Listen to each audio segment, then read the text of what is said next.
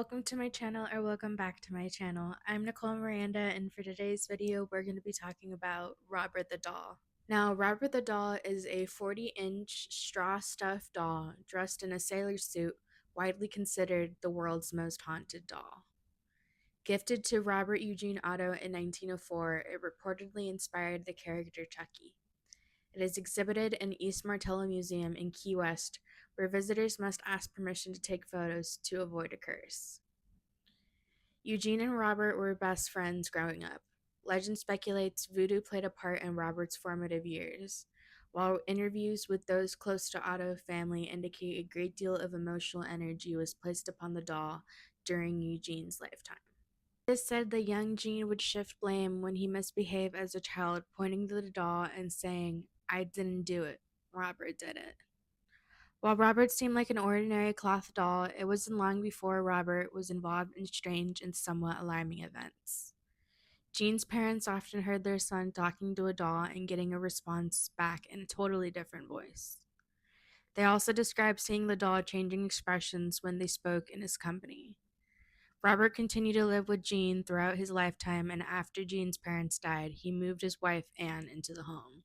Anne felt uncomfortable with Robert in the house. She demanded that Gene lock the doll up in the attic where he could do no harm. Gene consented to locking up the doll. Some believe that Robert was not happy with the new living arrangement. Soon, visitors to the artist's house reported hearing footsteps in the attic and childish giggling. Neighborhood children described seeing Robert watching them from the attic window. Those same children gave accounts of the doll actually mocking them as they walked in front of their house. The home where Gene lived, now called the Artist House, is located at 534 Eaton Street and was built between 1890 and 1898. It was in that house that Gene was given Robert the doll. Gene Otto went on to become a prominent artist in Key West and beyond. He designed the art gallery at the Fort East Martello Museum and had plans to make his own home and museum, complete with the wax imprint of the artist's hands as a focal point. Stories of Robert the doll's strange behavior became a commonplace with those who encountered him at the artist house after Gene's death in 1974. Following Gene's death, tenants renting rooms at the artist house heard footsteps in the attic above them where Robert was kept. A plumber heard giggling and turned to find the doll had moved across the room on its own. A woman by the name of Myrtle Roeder, I hope I pronounced that right, purchased the Otto home on Eaton Street in 1974.